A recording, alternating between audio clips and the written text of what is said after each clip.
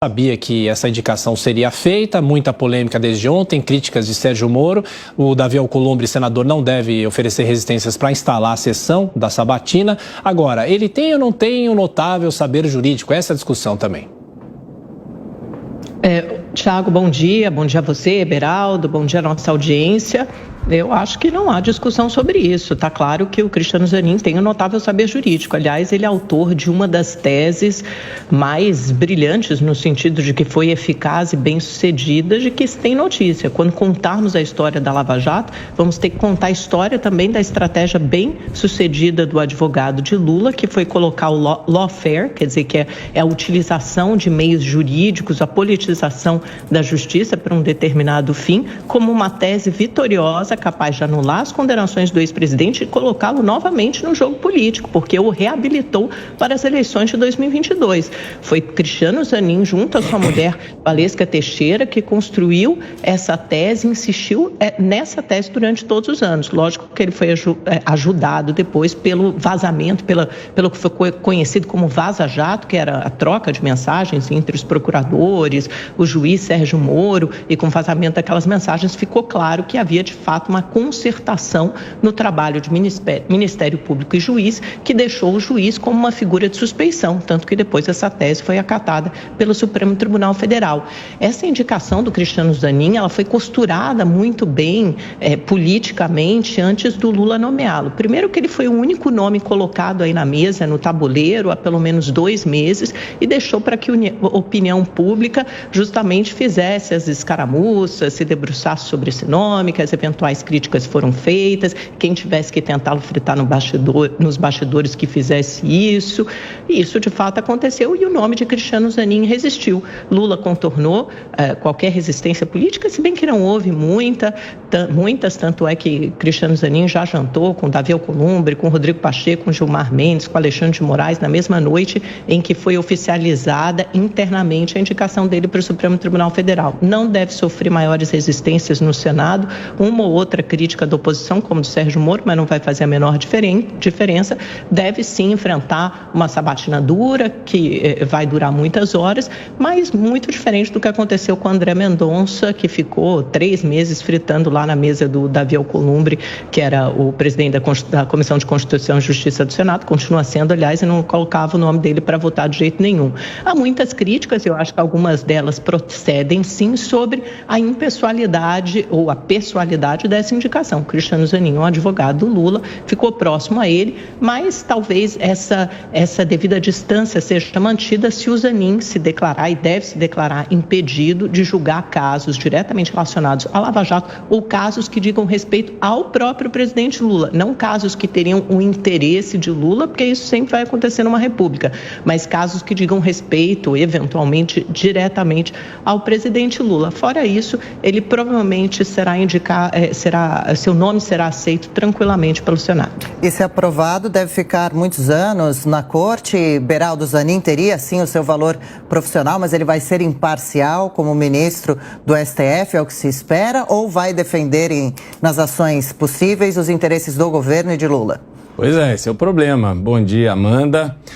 Olha, eu faço um alerta que a gente não pode revestir de técnica uma decisão que foi tomada pelo Supremo Tribunal Federal em relação ao Lula e à Lava Jato, que foi meramente política.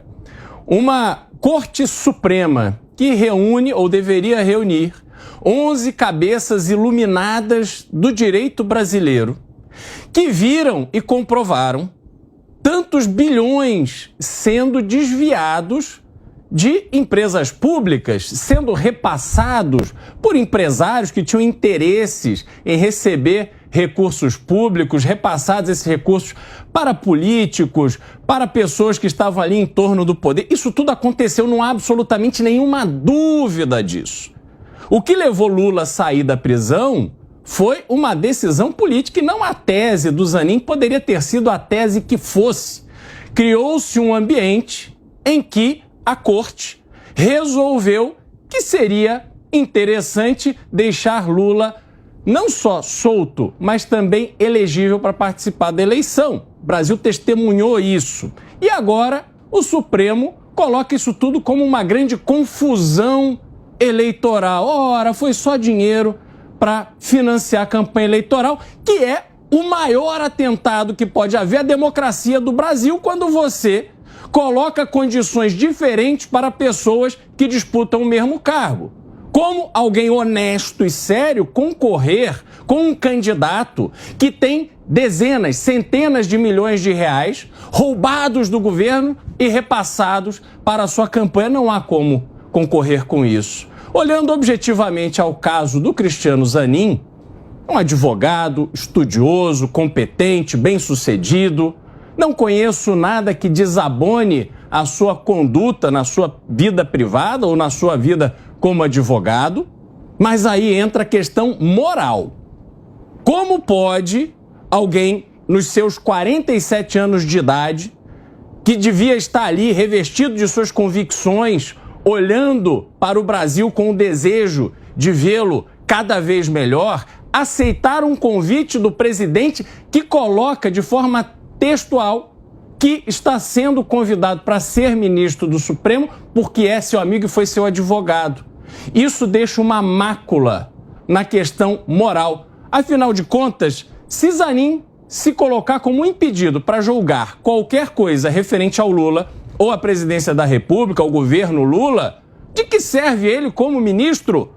Afinal de contas, pegamos todas as ações movidas pela Rede, Sustentabilidade, os outros partidos de esquerda, no último governo.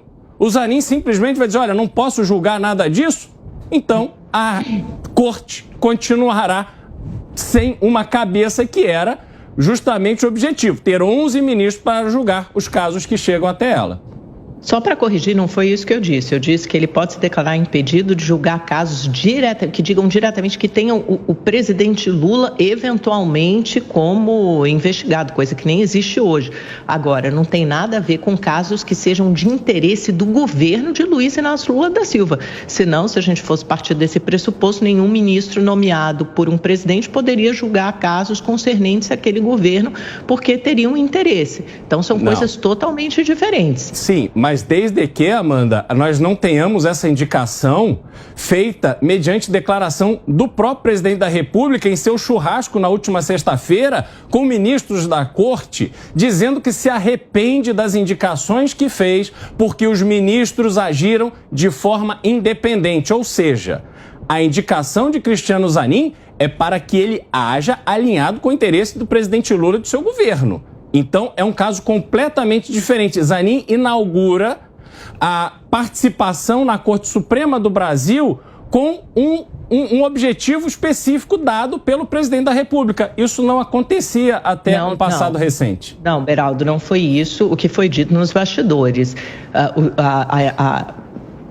Se o presidente Lula se arrependeu das indicações que fez, foi porque ele avaliou que alguns desses ministros agiram de forma muito dura e contra ele em determinados momentos em que isso não precisava ter feito. E o exemplo mais notório e sabido disso é quando o Dias Toffoli demorou muito para permitir que Lula fosse ao velório do próprio irmão do Vavá, que morreu quando Lula estava na cadeia. Então, não tem nada a ver com agir com a independência. Quando um presidente indica o ministro do Supremo Tribunal Federal, ele sabe que depois de um certo tempo, ele perde completamente a influência sobre aquele ministro, até porque ele tem um cargo quase que vitalício. Até os 75 anos de idade, ele tem um emprego seguro. Agora, o Jair Bolsonaro também indicou o André Mendonça e ele não elencou o notório saber jurídico do André Mendonça, embora o ministro tenha. Ele disse que queria indicar alguém terrivelmente evangélico. E até hoje, todas as decisões a favor do governo Bolsonaro, dos interesses do presidente Bolsonaro, são dadas por 2 ministros na corte, todo mundo sabe exatamente quem são, Cássio Nunes e André Mendonça.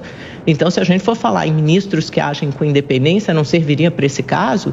Os presidentes indicam ministros, muitas vezes, embora essa não devesse nortear a decisão, mas indicam ministros que são muito afinados ou com o pensamento deles, ou com a visão de mundo deles. Isso é verdadeiro aqui e no resto do mundo. O Trump indicou uma juíza conservadora para a Suprema Corte Americana no apagar das luzes do seu mandato, quando nem deveria mais fazê-lo, e conseguiu mudar o pêndulo da Corte Americana para 6 juízes conservadores contra 3 progressistas, e o fez deliberadamente. Indicou uma juíza jovem, aos 47 anos, uma católica fervorosa, para ocupar o cargo da Suprema Corte. Aliás, uma juíza que tinha pouca experiência.